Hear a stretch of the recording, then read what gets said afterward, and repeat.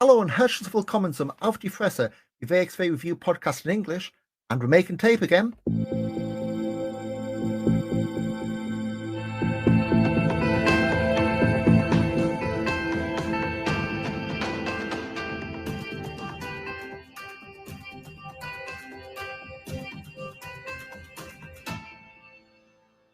Yep, I'm in Hamilton, joined with Mike Kilby once again. And Mike, it's been quite a few busy weeks since we last recorded. I think the day we dropped last episode, with the bombshell from WXW, and a lot of folks scrambling in terms of watching the back catalogue.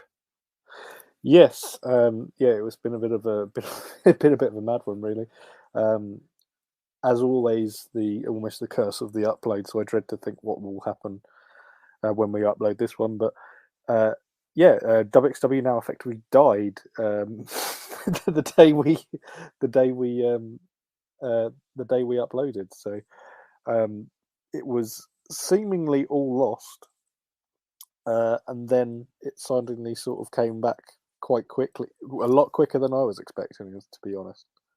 Yeah, so we've been offline or say under a rock, but basically it's the 6th of January.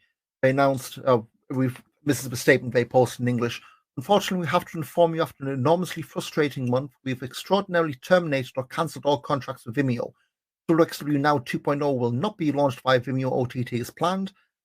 Say for legal reasons, we can't go into much detail. They're saying Vimeo broke numerous contractually agreed promises, missed every single promise deadline. It's far from ever being able to present solutions to problems. So we now calmly examine options, take into account existing licensing agreements. Now, at least I was planning on doing a podcast last week, saying what the hell's gone on. And then last Friday, so January 13th, they announced a new home. This was about 5-6 o'clock our time out of nowhere. YouTube, which really was going to be the only platform it could have used. So, I mean, we said in the last episode, it's going to be the VHX service that RevPro and OTT use. Pivot Share exists, but really isn't that decent a platform. I mean, again, this is kind of bleeding into something we'll touch on a bit later in this bit, but ICW and Progress left with WWE Network. Both their existing platforms are Pivot Share. ICW, they pretty much said, yeah, we're going on to YouTube for now. We'll find a new home. Progress are kind of digging their heels in. Although I don't know that's because they don't know how to download content off Pivot Share and upload elsewhere. That's just being cheeky. But again, when you see Glenn's still got the password. Well, I think John's disappeared for a few months, but yes, like you look at the sheer breadth of the WXW Now back catalogue, before disappeared and have the oops, we're no longer here thing on Vimeo. You're looking like what, 12, 13, 1400 videos?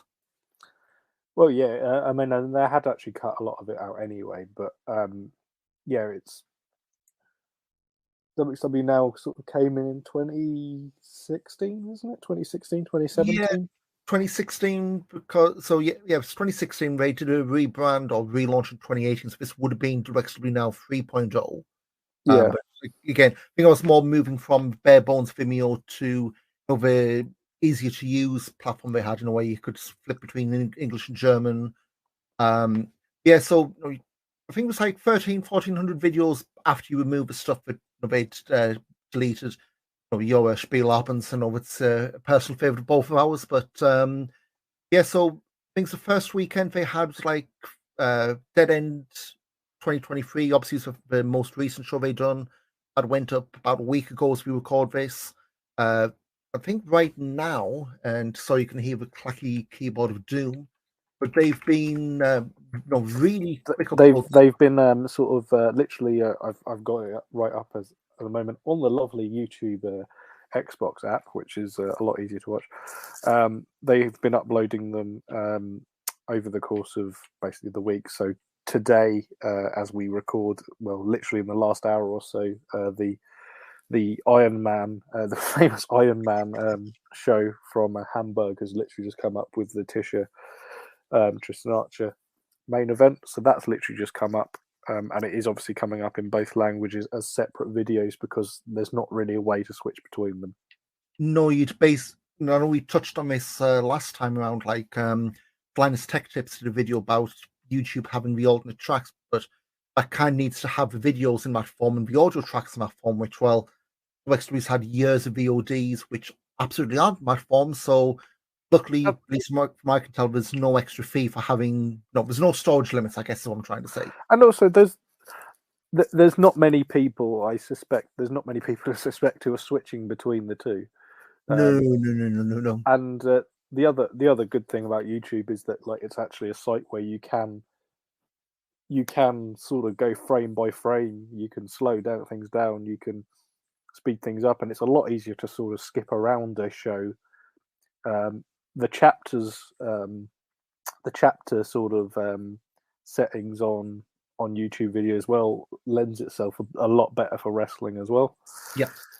It's kind of the closest thing to, from what I remember, the network having. So yeah, in that sort of sense, yeah, it's a game-changing thing for me. It's so much easier to watch than it ever was with. I mean, a number of times, like even back in the old Shotgun days, back when all of us were, hey, it's Wednesday night, Shotguns dropped, and I remember the absolute pain in the backside Vimeo was where, because of so many people rushing in at one point, it was almost like we were DDoSing them. Like, you get the spinning wheel of doom, it wouldn't work.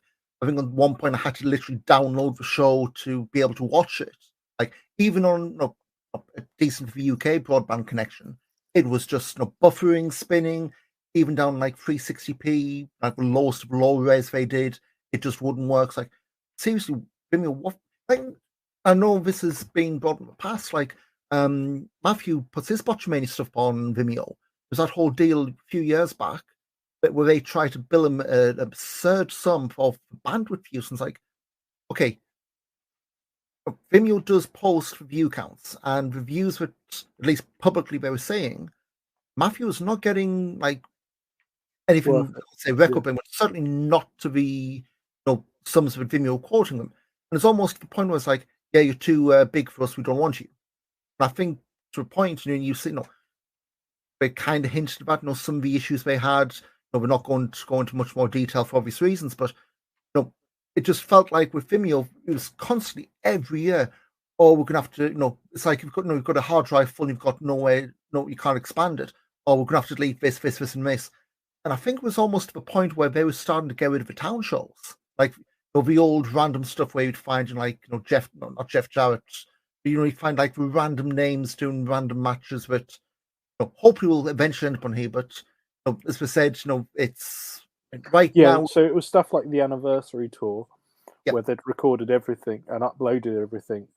So they've kept the anniversary show in Oberhausen. Well, they had before, obviously, before the Vimeo change, but they'd kept the anniversary show, but the show from Obertraubling or whatever, they were all gone. And in fairness, probably some of that stuff probably hasn't been watched for 6 years anyway, and I kind of understand why it had gone. But yeah, there was a lot of things were going. I mean, the main thing that I felt was the big sort of loss when it was lost was the loss of English Shotgun. Shotgun was effectively purged, which was a great loss. It was one of the, in my eyes, still one of the best sort of wrestling TV shows, and then now it's only available in German. I don't really foresee them coming back to WXW Now 2.0 or whatever. I don't really see that coming back, but it'll be we've uploaded everything. Here's some bonus content for us. You've been back here from day one, kind of thing. I would expect. Yeah, I mean, I don't see it coming back at all. I think it's a lot of work. It would be a lot of work for something which I doubt really anybody. Barring, yeah, I mean, it kind of kills any rewatch projects, but again, it's a whole kind of thing. A lot of these VOD services, it's the whole thing of you're looking for the now, not the people back catalogs. It's a nice to have, but I mean, we've spoken in the past. The joke about German internet was it is really pitifully poor. They can give it to me on a hard drive, and I'll upload it for them. You're not the only person who suggested that, but I don't think Jen would be too appreciative of me wrecking her calls at work for the uploads. But like things that Disco King, Frankie, Mark Shuttle, and Dennis Birkendahl, they've been, at least based on what they've tweeted, they've been kind of on point uploading. So right now, like say we're up to 83 videos, and that's including some of the non-WXW stuff. So just scrolling down like IPW, the German one, not the British one or the New Zealand one, a whole bunch of wrestling cults, and at some point I'm going to go back and see who's on the shows they're not putting out because it's not like 6, 7, 9, 11, 10, 11. I don't think, because 4 is out. I think 4 was out. I don't think there was 2 shows which were never uploaded anyway. So I actually genuinely wonder whether they ever even made tape. That's speculating, really. But I don't ever remember, because I remember during COVID, I was like, I'm going to watch all of Wrestling Cult, and then obviously I couldn't really watch everything because there was a massive gap in the library. I do remember that. It's worth looking. It might be something interesting. I will do that in another window while we're talking. We've also got Body Slam, a whole bunch of those in German and English. They're on IWTV, but there's like German overdubs as well on there. IPW Germany. Rising Sun Wrestling, Bodyzoy. I know I'm butchering that, but hey ho. And then, of course, all the WXW stuff from this past summer to today. So, yeah, there's not. I mean, I think for me, there's like a big gap from the Toronto show up to then. It's like 4 or 5 shows one last weekend, which as good as they were, I don't recommend sitting down on one block for that. Yeah, so back catalogues there, it's slowly being added up, and yeah, I mean, I guess the loss of historical catalogue temporarily is a bit of a pain, especially something we'll touch on in a moment. But at least it's on a reliable service. It's not on it's not going to be on a platform where like we've complained in the past with Vimeo, where it might just suddenly not load.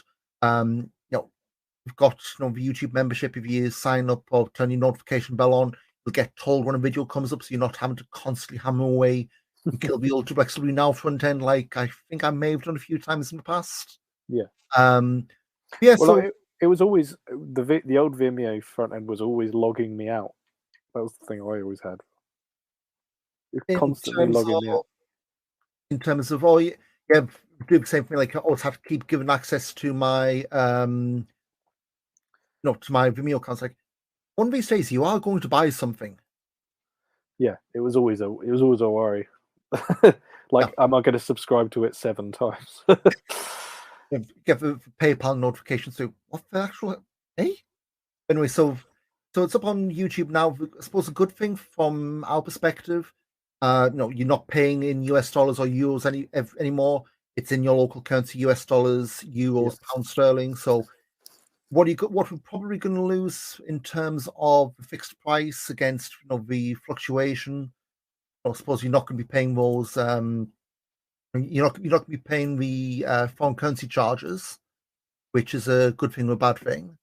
Yeah, so a good move. I think it's probably about the only move they could have made given the stack of content they had. Yeah, what's left really at this point. But at the same time, still a massive upgrade, whether just planned or not. So I cannot complain in the slightest. Yeah, exactly. And I say it's a much better just way of watching things, because it's YouTube. You can watch on anything, so I can capture. Vimeo was just impossible to watch like on a mobile device. I found on smart TVs, and there are a number of times like after there's a carrot last year when we did the Neil live streams. I would try and watch through, because obviously Jen's not able to go since we got the dog. So in what bits which I want to see, or I know she'd like to see, but I put on the TV downstairs, and it's like, okay, find it, and then the only option Vimeo has is either drag the scroll bar using your remote control or fast forward 10 seconds.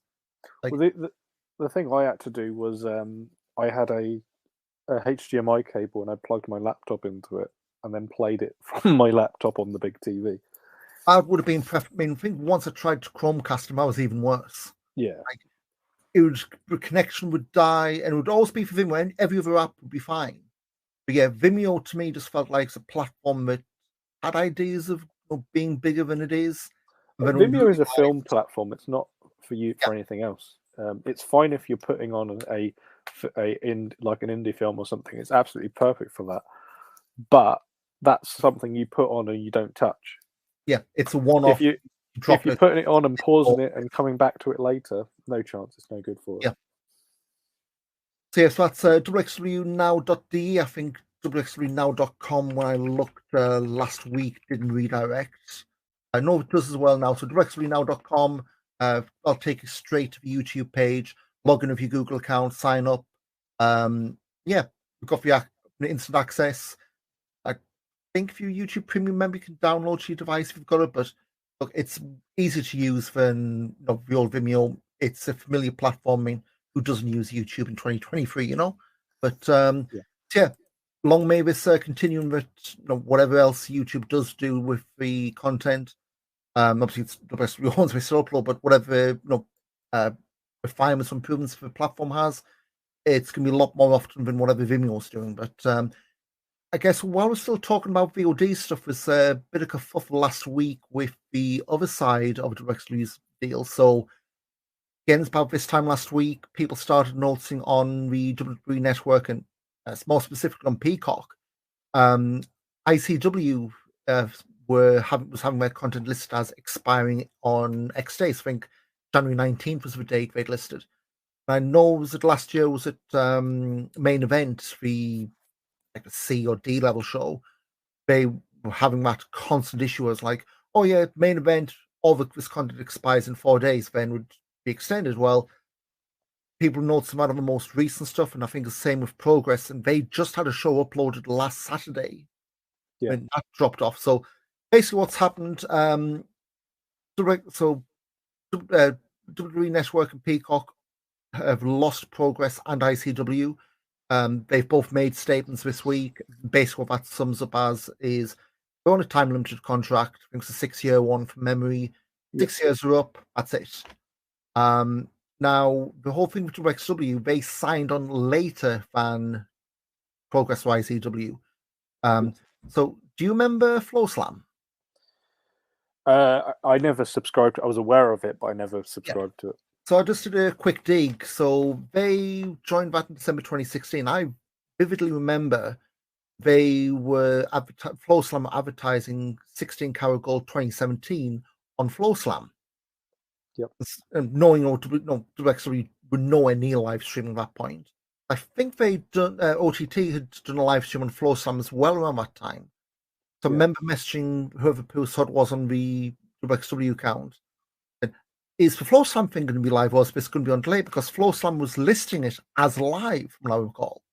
Yeah. And no, it was literally the same day it went up on WXW, now it's gone up on Flow Slam. Well, yeah, Flow Slam, that died at the end of 2017. I think WXW was also on high spots for a while. I think there might still be. And it's the old pivot share thing, which I know they themselves have moved off of. And also for a while, they were also on what's now IWTV. Yes. Because they've had a few shotguns they had, and that never went anywhere. Like, I think it was literally just a couple episodes of Shotgun, and then assumed the WWE deal came into effect. As I scroll through now, there is WXW, but it is the American WXW, not the WXW we know and love. So that's been pulled. But I think, the stuff they had in there was like older, like really old carrots. So anyway, so if we assume they signed, we started 2018 after Flow Slam went. Which is when the rumours started. Yes. Yeah, because obviously 2018 would have been the UK tournament. Mm-hmm. So December 2017 is when the announcements were, then January 2018. Now I'm going to check because I think the UK Championship tournament was 2017. Was 2017, but that was around the time that there was obviously the second running of it, wasn't there? Yeah, so it would be around late 2017, early 2018, which then ties in. And those numbers are right. You're looking over 2 years for WXW to be on the network, assuming nothing happens in the interim. I know the statements Progress have made have kind of been, oh well, we're looking to WWE going another way. Well, yeah, but at the same point, you'd think if they've got WXW over 2 years, again, this is me just speculating hopelessly, it's the Dunning-Kruger effect in full motion, but if that 2 years is legitimate, what would have been stopping WWE from signing them up for 2 years? Because just based on logistics, like Progress ICW, there was no delay between those shows going up on those platforms in the network. WXW, it was a huge. WXW is about 2 or 3 weeks difference. It's about a month, isn't it? Usually, they've only just uploaded last weekend. I'm just checking to make sure they didn't sneak anything up yesterday. So last weekend was when they uploaded the Wheel of Wrestling wildcard show from Coward Weekend.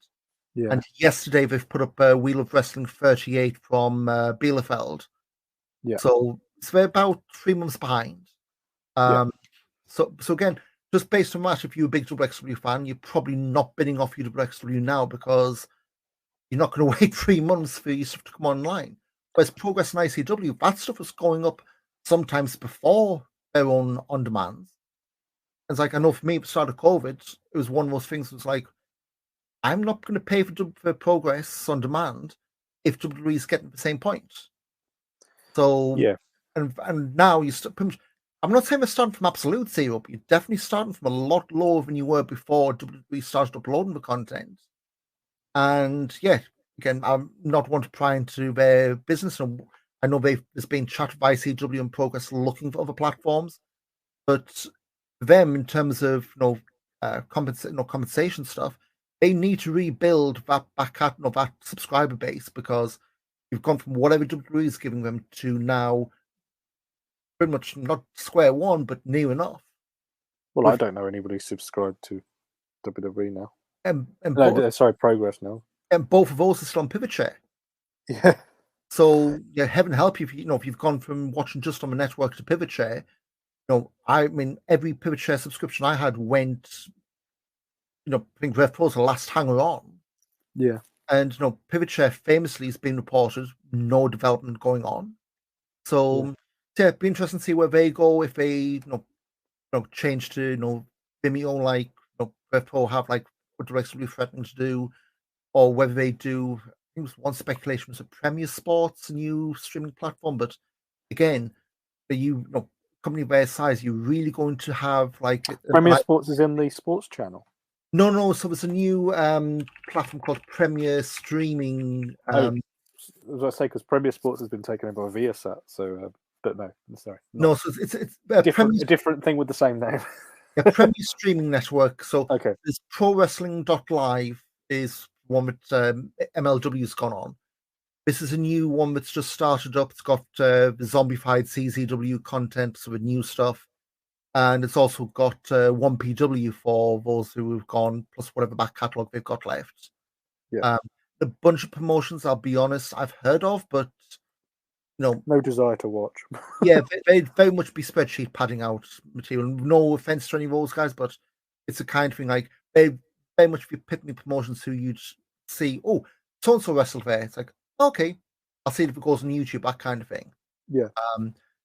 So see where it goes, but obviously WXW YouTube for now. We've got the network for the foreseeable future, so holding steady, I guess. But got a few more names for 16 Karat Gold Weekend. That's just under 50 days, I think said. And did you see that tweet from WXW how close to sold out a lot of the stuff is now?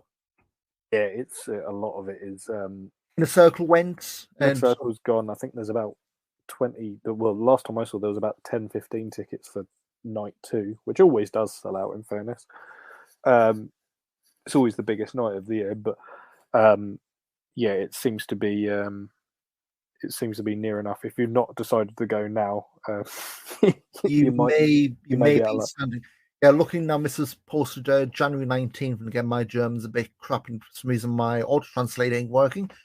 So sold out VIP Festival Pass, they always go quick. Rows 1 through 3, and balcony sitting, they're gone. Again, no surprise, those are really limited in terms of ticket sales, in terms of seats. If you want the Festival Pass, so that is everything, you're apart from Inner Circle, obviously. There's under 45 tickets, I would guess now, for rows 4 and 5. The tournament pass from row 6 back was less than 60 rows, so that's just Carrot Night 1, 2, and 3. Carrot Night 2, I think, said 57 single tickets just for Night 2, and then, of course, Inner Circle sold out. So, yeah, if you're planning on going and you haven't pulled the trigger, like I say, make a move, because one show's already gone, and at this rate, no, I would not be surprised if that middle Saturday goes pretty soon. Yeah, That's without any main event. That's without the full field being announced. And I guess we can touch on some of the names. Tristan Archer and Simmons announced for 16 Karat Gold weekend. Yeah. Obviously Metahan, we'll touch on this in the show recaps. He retained his spot on Carrot Beach and Bobby Guns, end of an era marked off for Bobby. As a result, Bobby Guns is in Ambition, so he's going to look to defend the Ambition tournament he won last year. Last time Mudo, Thomas Shire, and Davey Richards also announced for that. So yeah, we're stacking up Ambition as well. Yeah, quite a few people. I'm surprised Mudo's not done Ambition yet. He did the super fight, didn't he? But he's not been. Bearing in mind, he only came around him in all set show, in the MTE set shows. Yeah. So if he was only been one Ambition he could have been a part of. And Carrot last year, his story was the winning the tag titles with Steph Mays. So again, it's not really that much surprise if you look at what the shows, but again, I guess in terms of his style, probably rank outsider. But again, that's the whole. It's the the kickers against the grapplers, and I guess that's the whole thing with Ambition. It's the clash of styles. Yeah, it's that's yeah. You gotta. I sort of a few weeks back, I watched the Ambition show with it was the one in 2019, I believe, which had sort of the field was completely wide open. You had Muller, Bushido, Irie, etc., all these sort of people, and it was I think it was 2020. Sorry, and like you say, the variety in the styles of workers in that tournament was just completely unlike. I think even for like then, it was a complete sort of departure from sort of the norm. It wasn't like the what's the derogatory term they used for Tim Thatcher and Evolve? Grapple fuck, I think was the phrase they used. Yeah, but it was so sort of different to what we normally have, and that was also the one that had also the Ishikawa Thatcher super fight as well. Yeah. But didn't anyone shoot with a shoot Spanish Fly? Sorry, it wasn't the Ambition ended with a shoot Spanish Fly. No. That was I think that was the year later, wasn't it? Yeah, that was 2020. It keeps getting ribbed. That. Yeah, 2019 was all right, whereas 2020 not so. But yeah, it was all. The variety is the thing which makes Ambition exciting, I think, and I say there's some interesting different people sort of come in so far. I'm hoping there will be some more names announced very, very soon. Well, there will be, I assume. Obviously, Arbe will be there as well. Yeah, he's first name announced, which again raised our eyebrows. Like, you're bringing him over just for Ambition? Well, no, he'll be around to. He'll do something in a circle, and yeah. I guess other stuff can fill in the blanks on. Obviously, the Rex Renowned Friends Showcase. All the promotions have been announced. So we've got Action from Georgia in the States, APC from France, Denmark's Body Slam, ICW from Scotland, Passion Pro from Hungary, Progress from England, Pro Wrestling Österreich from Austria, and of course Smash from Canada. So 7 promotions, 7 matches. That's 11 o'clock on the Saturday. Matches to be announced publicly near the time, but yeah. I'd say in terms of the line promotions, really strong this year. It is really strong, but I do find it odd that, well, you got Passion Pro. I would have thought there might have been another. You might have had another sort of European promotion maybe come in. I'm not exactly sure who, but no other German promotions. No. I wondered maybe if something like Project Nova might have come in, or Wrestling Cult, or something, or GPW or something like that might have come in. But maybe there's an element of it wouldn't be different enough. Again, this is me speculating horribly, but they had two, the German scene had two shows to bolster this. They horribly shot the bed with the second one. I know it's that feeling of, I don't say never again, because never's you never say never in wrestling, but just based on Jake Steakhouse and that whole mess, it's going to take a while. I mean, when I watched the Project Nova show last week, now review should be going up the next few days. Decent for the kind of stuff you're getting. In Heckman, you've got a lot of extra names. People you'd know. Say again, sorry? People you would know. Oh yeah, people you know. I mean, you've got Met Tomasi, I guess friend of the show at this point can say, he's doing ring announcing the most recent one.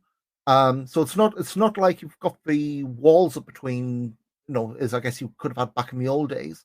You are getting some direct guys, but it's not like everyone everywhere like you may get, especially in England, I guess, nowadays. Yeah, it is. But it's an interesting sort of lineup, and it sort of does, ICW in progress being there and maybe put a bit of a bad taste in my mouth. But apart from that, because I understand. Sorry. I would expect the ICW thing, that would probably just be a way for, if he's still champion at the time, Leighton Buzzard getting the foot in. Yes. And just as we're recording, I've just got a message. Rev Pros announced Leighton Buzzard and Will Ospreay for Southampton in a month's time, which he's getting around. Yeah. So you do wonder if he's sort of someone who suddenly sort of pops himself up in Carrot as a 14th name sort of thing. It's. I don't know how. I think we've said this before, but I don't know how much cachet ICW title has these days. But I mean, I suppose it is a champion from a major, in very, very inverted commas, promotion in Europe. So I suppose there is that. Yeah. But keep the names going. Obviously, the previews of the bare bones of them are up on backbodydrop.com now. So check those out. Also, it is a travel guide. So if you're going to Carrot or if you're waiting for the next festival, well, your luck's in. They've just confirmed the dates. World Tag Team Festival, it's going to be in late September. That's Friday, September 22nd through Sunday, September 24th. It's for Turbine Hall in Oberhausen again. Probably adding in a circle on Thursday, the 21st as well in Gelsenkirchen.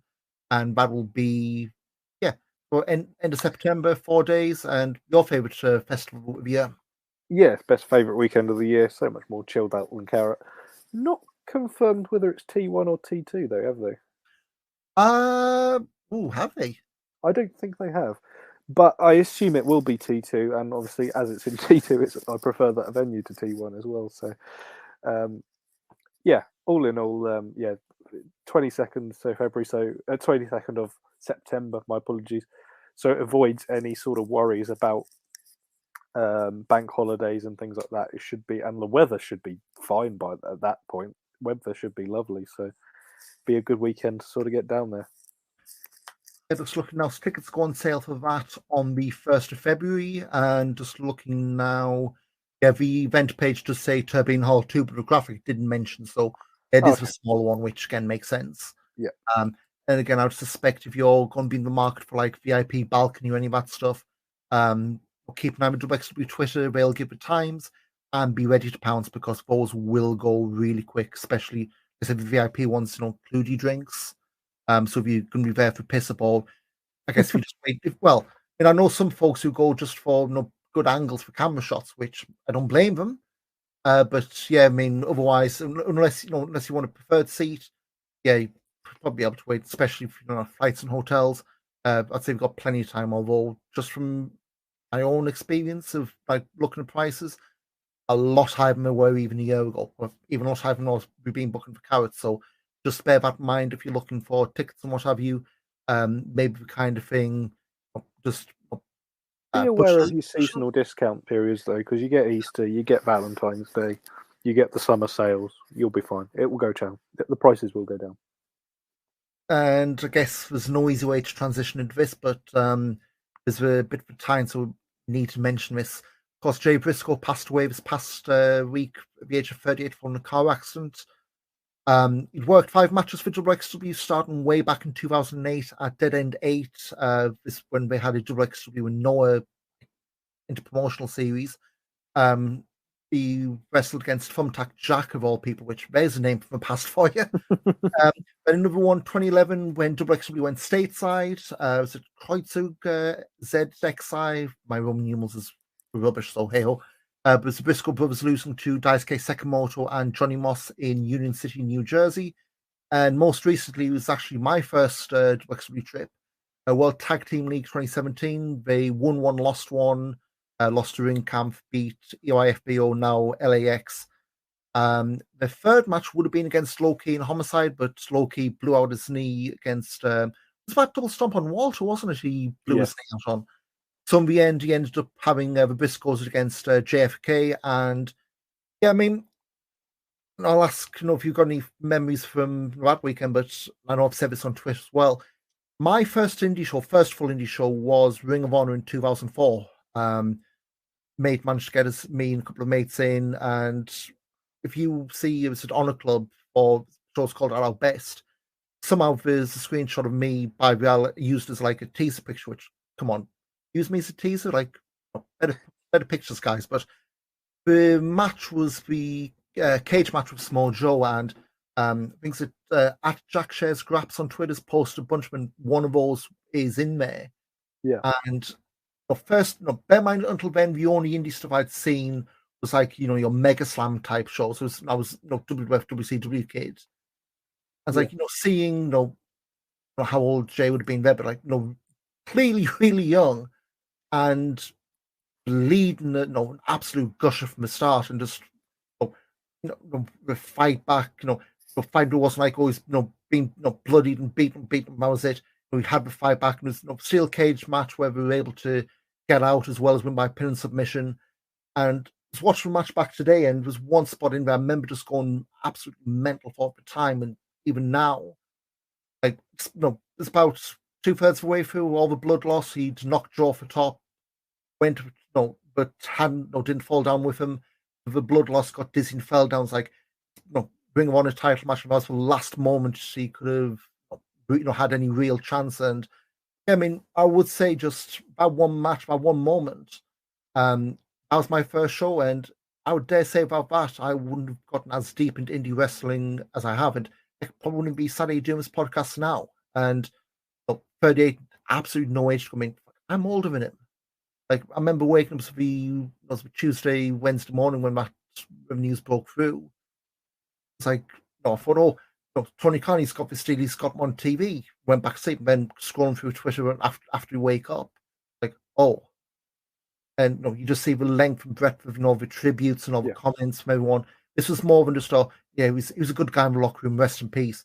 This one hit a lot of people really hard. Yeah, for sure. So I'll be honest, I'm not as I have seen Jay Briscoe a good few times. Obviously, I see him in WXW. I've seen him for Rev Pro when he had sort of a few shows, and I've seen him, I think, for Ring of Honor when they've come to the UK as well. I wouldn't really say I've had as much of a sort of connection to him as somebody who doesn't really watch too much American wrestling, but obviously the Ring Camp Briscoe's match from Tagfest 17, I think holds up as one of the best sort of Ring Camp tag matches. And obviously that's a big list, but it certainly does hold up as one of the better ones. And yeah, I think all in all, in a way you kind of it is a shame that sometimes the nicest things are said about people when they've unfortunately gone, and the tragic accident, obviously, but obviously the outpouring has been very, very, and it's made me sort of have a different appreciation of somebody who, I'll be honest, I hadn't really had that much time for whatever reason. So yeah, it was a tragic moment, and it's a hard one to talk about, really. It's no age for anything like that to happen. No. And again, I know AEW did a tribute show they weren't allowed to make too much mention of on TV. That should be going up on YouTube, I believe, in the coming weeks for free. So if you're any kind of fan, keep your ears out. And I would have said, check WXW now for the tag league run. But unfortunately, about a month too late for that. But it'll end up on there in the end. But yeah, Hopefully, I guess no easy way to move up. So what I'm going to do is find a ridiculous bit of music and something we forgot to do last time around.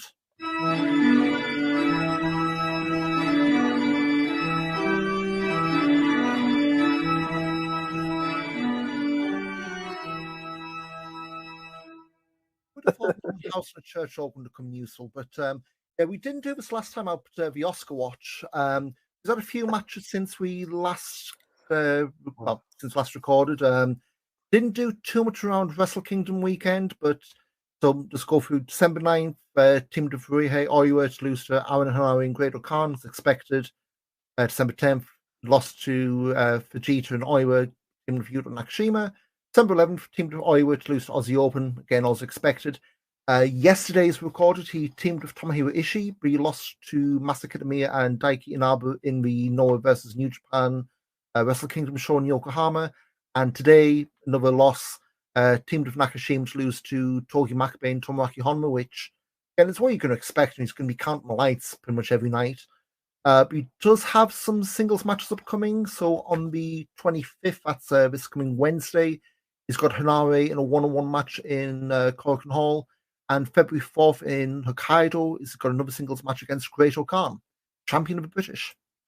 He's also he is also making his debut for All Japan on the 19th of February. Yes, I just saw that earlier. He's got a special 6-man tag match with Shuji Ishikawa, Ren Ayabe, and Oscar against Takao Amore, Toru Yano, and Black Mensor. Black Mensor, I think. Yeah. There's a lot of, I don't say weird, but there's a lot of interpromotional stuff going on in Japan. Obviously, Noah New Japan, the Great Muta, Kaiji Muto's farewell shows a lot of crossover. So, hey, it's extra, extra work, extra exposure that we wouldn't have expected this time last year when he was doing WXW, better or for worse. No, exactly, and I think as sort of was said during the. As sort of was said, on the last episode, this is what an incredible advert for sort of the academy and sort of Dreiska's training. I think Dreiska said it's the thing he's most proud of at all out of anything from last year is the fact that one of his students, and not to say that he wasn't already ready maybe for this then, but it was almost like WXW Academy was the finishing school for him, really, wasn't it? Yeah. He had a loan out to a lower league club, and they've turned him into a goal machine. You know what I mean? So, bit like him out at Sunderland right now. Yeah, he's been loaned out on the edges, but he's getting there. Yeah, so it's brilliant. Yeah, we'll always support our good boy Oscar, unless he goes to be now. Joking, but so. Of course, main story this week is WXW now returning. Meant we had a bit of a backlog. We're not going to go through all these shows in that much detail. We already pretty much went over the anniversary show anyway. But just one thing I want to call out from the Smash WXW show in Toronto, and I tweeted about this. And if you haven't seen this, go off your way. Axel Tischer and Von Vertigo, a hell of a match. Okay. So there's one where. So the story with Von Vertigo and Smash is that he had to travel away, do bookings across the world before they'd really give him a shot. I mean, he's had those 2 or 3 WXW runs. He's had a big run in Britain. ICW. He's done a bit of progress, isn't he? Yeah. He's even done a MK11 live for Pro Wrestling Clash back in the day, which not the biggest promotions, but I think it was 1 year where I saw Vaughn in nothing but converted barns. MK11 and the old Academy in Essen was like, there's something weird that I keep bumping into this guy on live shows in basically converted not to traditional wrestling venues. But so the story was Vertigo against the much more well-traveled, well-known Tischer, and it wasn't a absolute squash. I mean, 16 minutes was never going to be, but Tischer controlled early on. Vertigo made a hell of a comeback, came stupidly close, and then. The horrible slammy cause, which always feels like it's a dig at someone when it comes to, it's a horrible slam. It's like, that is the genuine name, but I know there's people who catch themselves going, The horrible slam. Yeah. He's been suplexed into like a rock bottom kind of thing, but I think Kenny Omega used years back. But I say, really go off your way. I mean, the show as a whole was fun. It was another one of those like the first night of the London show we spoke about months ago, where it was basically Smash with some WXW names in. Had Psycho Mike and Maggot in a comedy match, which had a lot of stuff that they haven't done before. But it's not like, oh, we've seen Psycho Mike. It's not all, I'm going to stay at the hard cam, I'm not going to do the body slam the whole time. A few more bits which made it a bit more interesting. Karen Noir beat Jake Something, and Tristan Archer beat Kevin Bennett was the main event.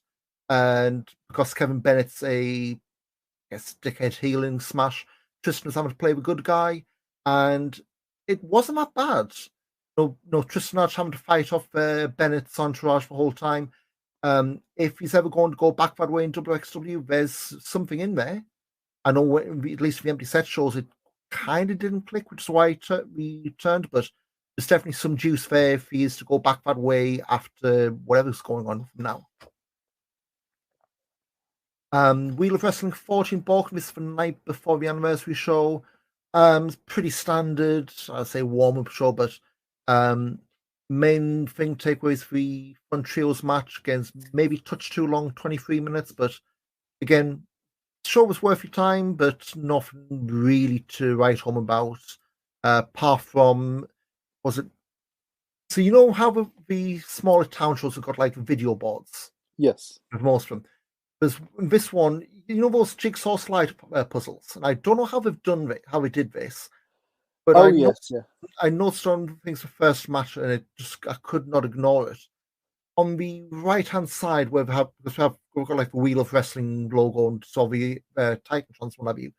There's two like small square panels. I guess it's like a Tetris, just connect the squares together, which were out, pretty much out of place, back to front, whatever you want to call it. Which just some of the entrance videos and the main background just looked really odd. Like once you see it, you couldn't unsee it. Unfortunately, I saw this on match one. It was very distracting. Yeah.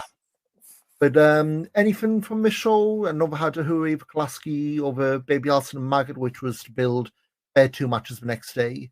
The opener I thought was all right. The Icarus Tihoni match was all right. Oh yeah, because they did a Ambition Rules match in the no set days, which I think really sold them on Tihoni. Yeah. I think it was a pretty good opener. Again, I think the problem with these shows in particular was because it's the night before the real main event, it's easy to hand wave. And I say there's nothing on here that absolutely stank. I mean, I think it's Massimo Pesca's of Harmeen. I think it was Pesca's main roster debut. Yeah. Got two guys who went out cold, but the Borken crowd got into Pesca by the end of it. So it was a cold match, but at least something to take away from it. So I think the other one was at Tristan Archer squashing Danny Frey, which with Danny, but again, he wanted something big for Tristan since there was no Levaniel on the show either.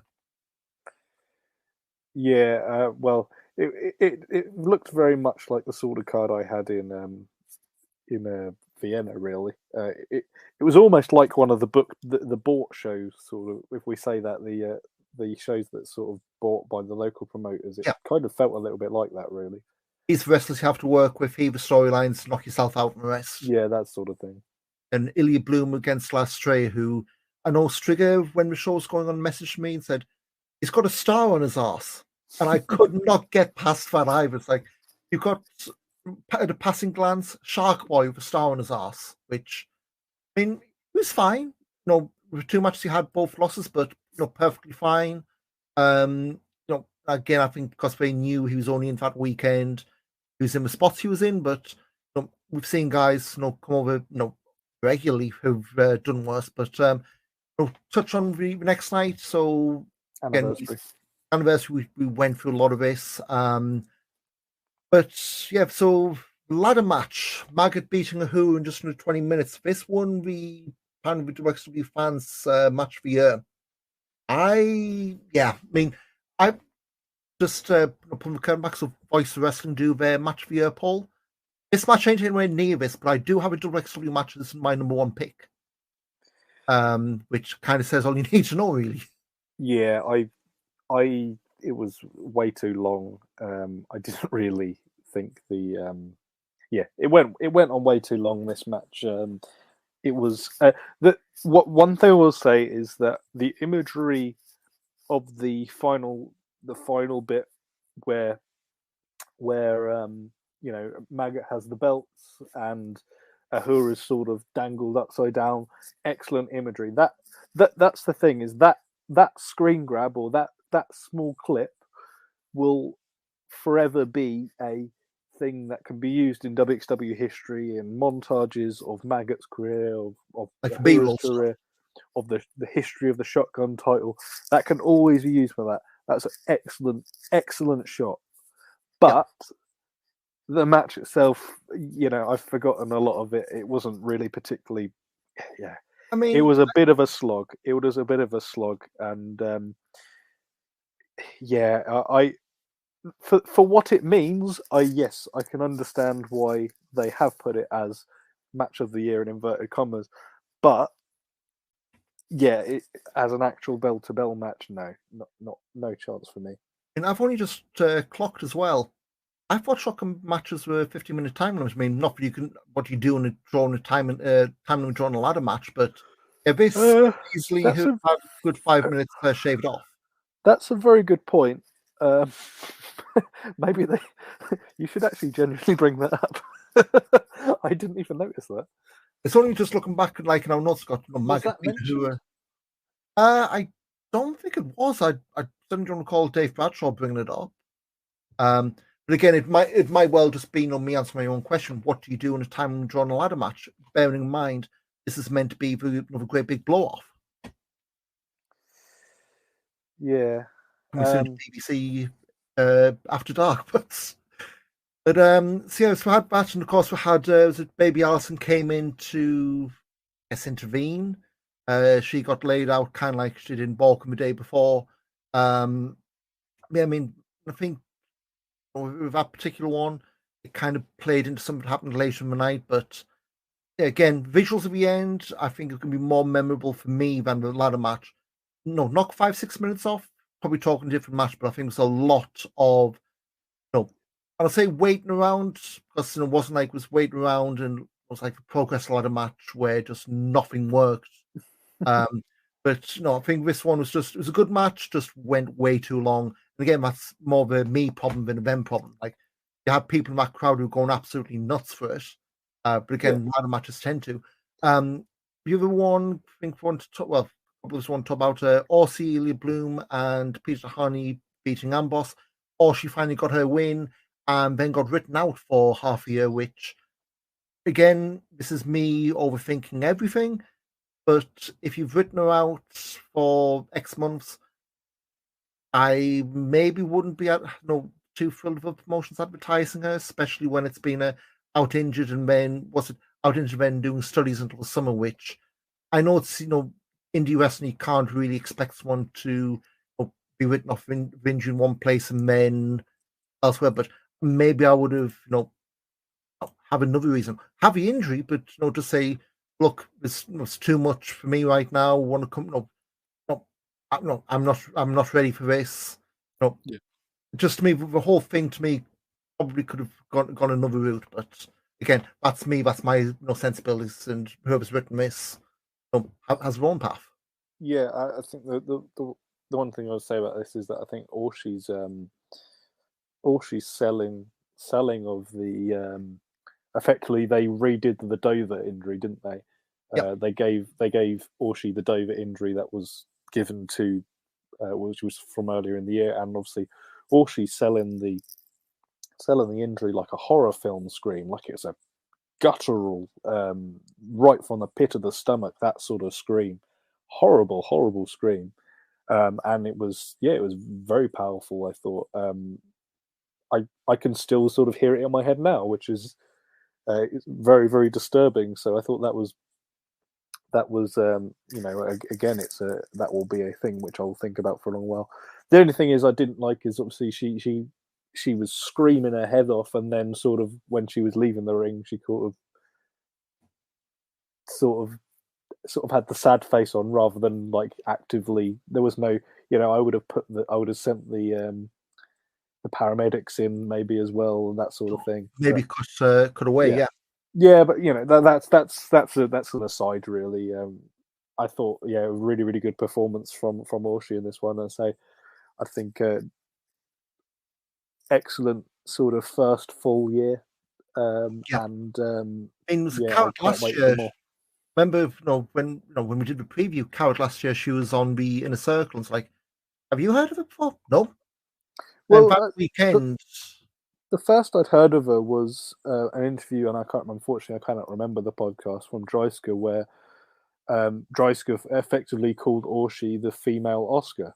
And I was like, well, that's quite a lot of praise. So, sort of with that in mind, I had heard of her in that sort of sense, but yeah, not really. I mean, I don't think even still she's not got like a cage match or anything like that, which She is on Cage Match now. Oh, she is. Yes. So last time I looked up, but going from like Carrot last year was the first big weekend she had in WXW. Become, I dare say, I think she's a top 10 European worker, and that includes Britain at this point. In my view, I think she's well in the top. She's well in the top 10 in all of Europe. Yeah, and I would say we've. It seems like it's our bit where we rag on British promotions for not scouting, but when someone like Pro Wrestling Eve needs to be having a look at her. I was thinking more of Pro that kind of thing, but also Andy's book them in for 1 month, and that's it. But this kind of name who really, you've seen just with WXW, you can't get Robert Dreisker, but the amount of times where she's had matches and it's not been against women, and it's not look out of place. And for someone who, in a rookie year still, that's frightening. Yeah. As I say, I think she just has a natural. She's taken to it like completely naturally. And as I say, I think the factor we used to call it. You either have it or you don't, and she has it in spades. So yeah, absolutely brilliant first year, and can't wait. Hopefully, once the studies are over, we get 6-7 months of it again at the end of the year. And we'll say the WXW have been smart in not resisting the whole hot prospects, put the belt on it, because you see this not just from the indies, but seen in WWE, we've done this before, where hot new acts, put the belt on them, they lose, then and then what? Yeah. But guess elsewhere, we already touched on the 22nd anniversary. Axel Tish and Cara Noir, that wrapped up, so now Axel Tish is getting a title shot next weekend at Back to Ruth, and of course Levaniel beating Tristan Archer for the title. Better than I thought it was going to be, but I still have my doubts, and I guess you yourself in the same boat with that train of thought. Yeah, regarding Levaniel. Yeah, I mean, match itself's like 20 minutes. Crowd reaction at the end, and I said this in my review. Old Tish was really hot. When Levaniel got the win. But to me, it's always been one of those things where we've said this in the past for Open House, and for better and for worse, they have actually latched on to, like, I guess Psycho Mike's probably a good example. He was really over in Oberhausen when he did the Hamburg. Was it the Iron Man show? Yeah, cricket. And again, Levaniel wasn't quite like that. We're going to touch on Dead in a second. Yeah. Because he is from Hamburg. They've kind of said, literally said that. But it's also the kind of thing of, well, that's great, but at that level... It's also a shiny new toy. Yeah. It's the shiny new toy champion. How quickly does the shine come off? But, I mean, what do you think of that main event? It was about as good as I think it could have been. I think as soon as that match was announced, I thought, yeah, that's the win, isn't it? I think I'm still not convinced it's really the right decision. It was a 20-minute match, but I felt a lot of it was sort of held together by Archer, and I think Archer did a really good job with it. And I wouldn't say it was a bad match at all. It wasn't a bad match, and sort of the stories that are in there were sort of very well put together. But for me, it's not. It didn't. it was. I think top to bottom, the show was pretty middling, and this main event was probably the best on the show,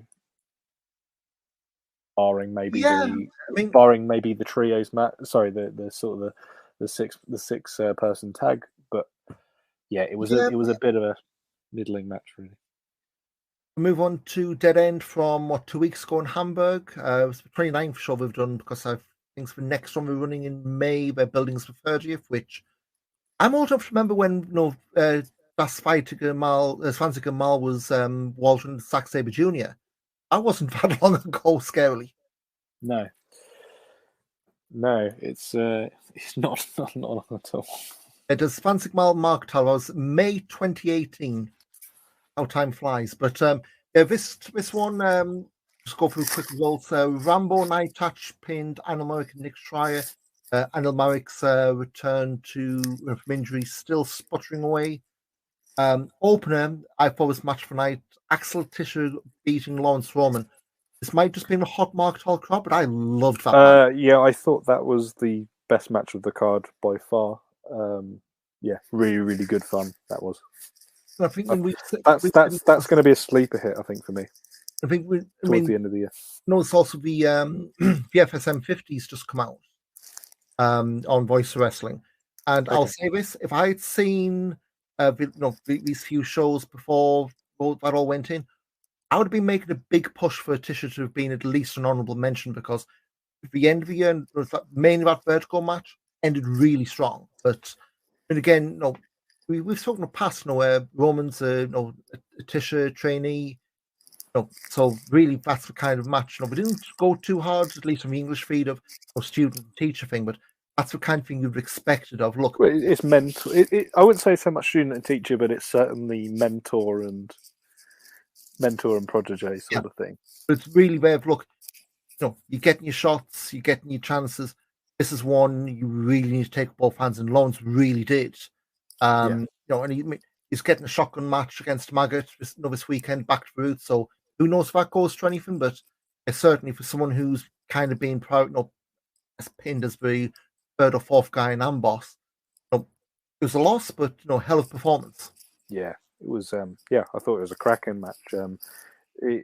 But I think this is the match this is the sort of performance from Roman, because if you ever watched sort of some of the next step cards, or whatever it became briefly after that, if you ever watched any of those sort of cards and Roman was on them, these were the sort of low key, just excellent matches that he was having. And I feel this is the first one he's had in WXW, which has been like just brilliant as it is.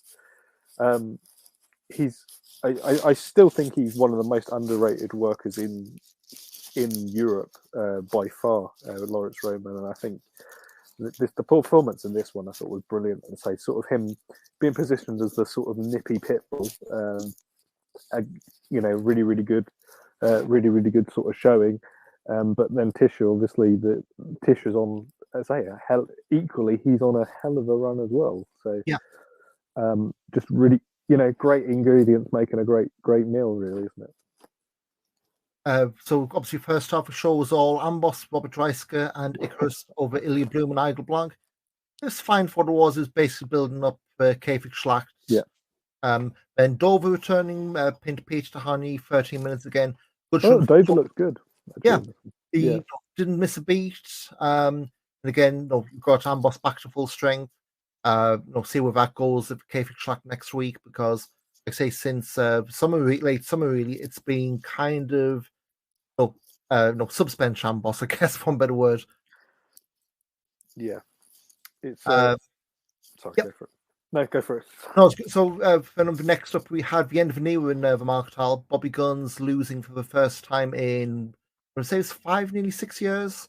So he lost to Metahan with Metahan's carrot shot in the line. And this looks like they're putting Azel back together for the first time since those close-set shows. Everybody's in Berlin, isn't it? Well, Metahan had so Rambo Night Touch ran out, one distracted for a few, one actually got involved, and yeah, I mean, it was never like an official "he's a free" was at the end, no celebrating, but they got involved. Norman Harris got involved as well. Was used feigning or chasing I touch away before Rambo came out, or vice versa. I forget which way it was. But so yeah, Metahan in Carrot, Bobby Guns is not, and he's going to start the streak all over again. Yeah, well, that's certainly a shame, and I think it does sort of lean into the whole Guns being a little bit lost since sort of Only Friends, really. Well, even since losing the belt, the main he's kind of been a little bit lost. Not necessarily. He's been storyline lost in the sense of he's kind of just like lost his mojo a little bit, isn't he? He's doing like he's consistently putting in the really, really good performances, but there's also the element of that he's putting in great performances, but it's not enough, and it's almost like he needs to have that sort of little push. And Metahan, on the other hand, I think he's come back from sort of his brief excursion elsewhere, and I really don't think I feel he wrestles like half the person he did like 3-4 years ago. It's definitely a different style. I mean, yeah, I really curious to see how he works over Coward Weekend, because they were kind of going this way before COVID, where he's going to have Abdul Knight Thatcher for time as Azel as his henchman. I'm really interested to see whether does this continue with when he's leaning more on them going forward, or is this like getting his feet under the table then go? I mean, he's getting other bookings. He's had GWF. He's doing Passion Pro as well. So it's not like he's just doing 1 or 2 matches a month. Yeah, very interested to see where the whole Metahan thing goes in terms of wrestling and in terms of the character, because, like I say, before COVID, they looked to be going somewhere, and it looks right now they're in position to loop back to where they were forced to drop things. Yeah, I just feel like he's lost. He's just, unlike Guns, his sort of storyline lost his mojo. I feel like Metahan seems to have just lost his mojo altogether. He seems like half the wrestler he was 4 years ago. For me, anyway. So after that, Levaniel beat Tristan Archer in 10 minutes 55 to retain the title. This one I thought was fine. It had a flash finish, so but I think the most important thing of this, it didn't have like a screwy finish where we're going to go back and forth for 3 matches. Yeah, we're going to have another 3, yeah. Yeah, this one was pretty clear. It was Archer's final shot without out and out saying that. I think as well with that, you probably Archer's in Carrot, so he's got a shot away to get back to the title if he wants to do that. But yeah, so that's it. And the main event, they had unsanctioned, so no WXW canvas, no WXW referee, no WXW ring apron, but video screen and the dead end banners up on the roof. Jörn Simmons beating Heisenberg in just under 17 minutes. It was a pretty wild brawl, but I think this is one where the crowd by the end, I think, was really starting to go. Like, I think this, I don't think it's a knock on either of them, but when you had the 1, 2, 3, and you saw at least 3 or 4 people, it's like you could tell they were waiting at 3 counts to just get the coats and go. 1, 2, 3, chuck your coat on, yeah. Yeah, and I think the other issue is that this is not the first time they've had this match in Hamburg, is it? Because they had it at the last one, didn't they? Effectively the same sort of thing as the street fight. So I'm looking back now. Or they had a big wild brawl at Hamburg. Yeah, so the brawl was in the brawl would have been in Bielefeld. I swear at the last Hamburg show it basically ended with Simmons and Heisenberg doing that wild, because it was the yes, it was after the title match. Heisenberg came out here.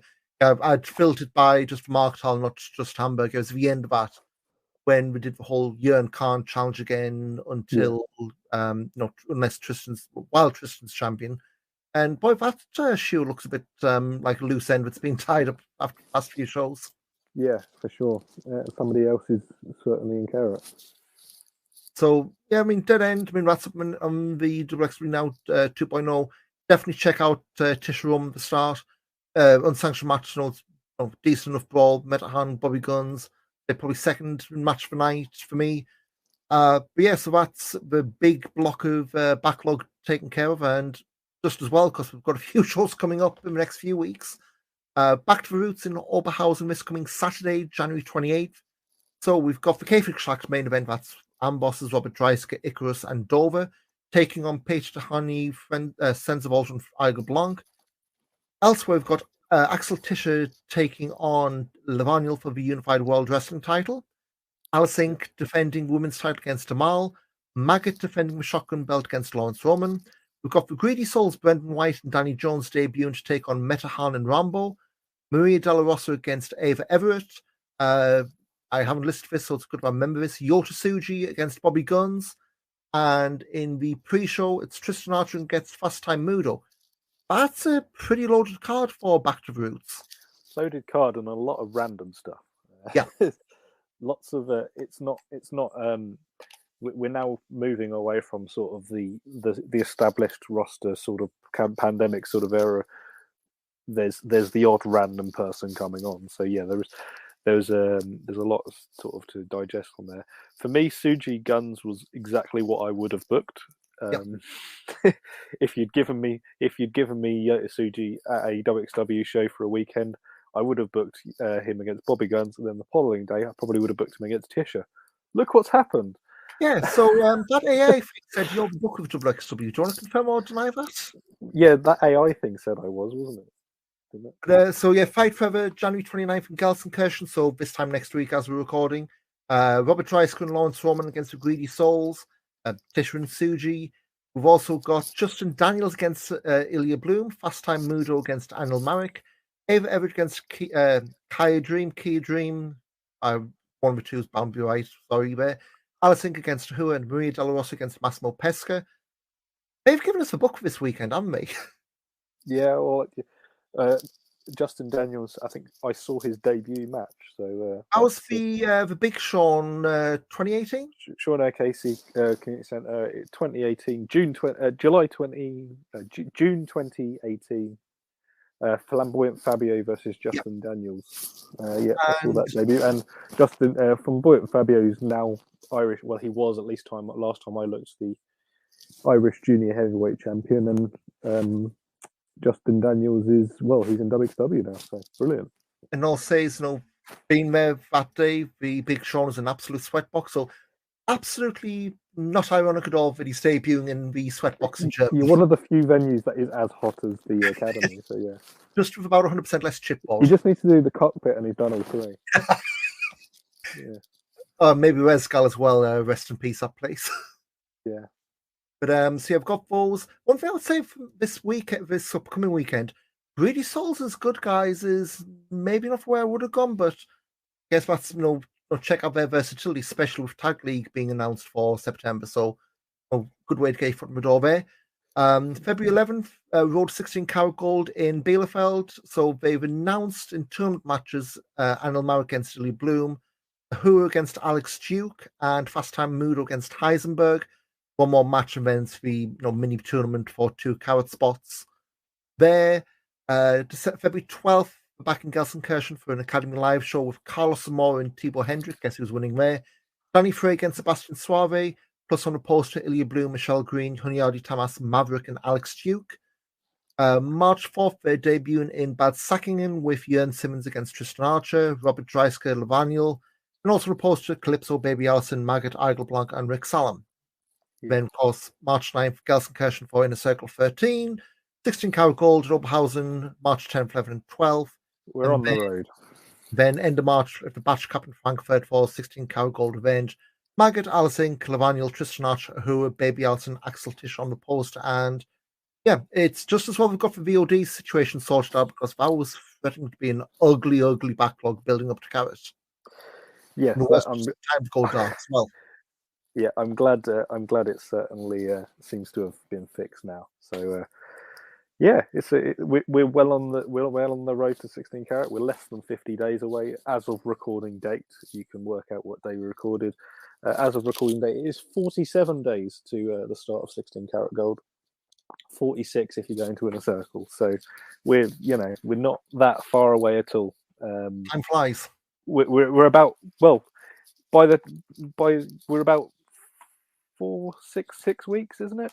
4, 5, 6 weeks. So we're not, 6, 7 weeks, yeah. yeah. So we're not. Yeah, we're well on the way. So Again, we've got previews. there's a lot. There's a lot of wrestling to go there. Be previews be evolving as they add names and all that. If you're going for the first time, like I know some people are, the travel guide as well. And one thing Stringer passed on this week, as of next month, no mask mandates. So Yeah. Unless something weird happens and we end up going back 3 years, one less thing to pack on the flight. Well, no, pack it anyway. Well, yeah, if unless you're the kind who never agreed, but I'll be taking my reusable and my FFP2s. Well worth it. I mean, hell, you're still seeing people at shows wearing them now. So yeah, whatever makes you comfortable, especially with the numbers still being as high as they are, it's find that balance and whatever works for you. But so a lot going on, and I guess we're back, looking at Back to Roots in a couple of weeks, and then do the big ugly carrot preview. But Mike, anything to plug before we wrap it up here? Well, unfortunately, I've like WXW, where we had a bit of a backlog. I've been a little bit grounded because of weather and strikes and things, so I've not really gone to much football. However, probably in a couple of weeks, we should have a very exciting new episode of the Groundhoppers Guide. But obviously, that will be in a few weeks. That's over, I think, with tinyurl.com/groundhoppersfootball, or look for Arn and Eddie Groundhoppers on YouTube. on and Eddie Groundhoppers Guide on YouTube. There we go. The same place you can find WXW. So. Yeah, one-stop shop, and of course you can listen to us on YouTube if that's your jam. We've also got our own Twitter account finally, at @FressePod. Please follow us. For some reason, Twitter doesn't think we're real. I just blame Elon on all his algorithms. I blame Elon for half his mistakes. But also follow at Big Back Body Drop for reviews, at Ian Wrestling for my crap. You're at Mike Kilby on everything. I'm at Mike Kilby on absolutely everything. Come be my friend on LinkedIn. You still use that? No. I only use for training work gives me. You can add me if you want. But also keep an eye on backbodydrop.com. There's going to be some work taking place, I think, at the end of this month. Moving stuff off, so be a new look coming, I hope, in time for Carrot, unless Evan absolutely shits the bed, knocking on wood furiously here. But yep, so that make do for another episode of After Fresse. We'll see you in a few weeks after Back to the Roots. WXWnow.com back online, so whatever you've missed, catch up, and we shall see you in a few weeks. Cheers. Cheers.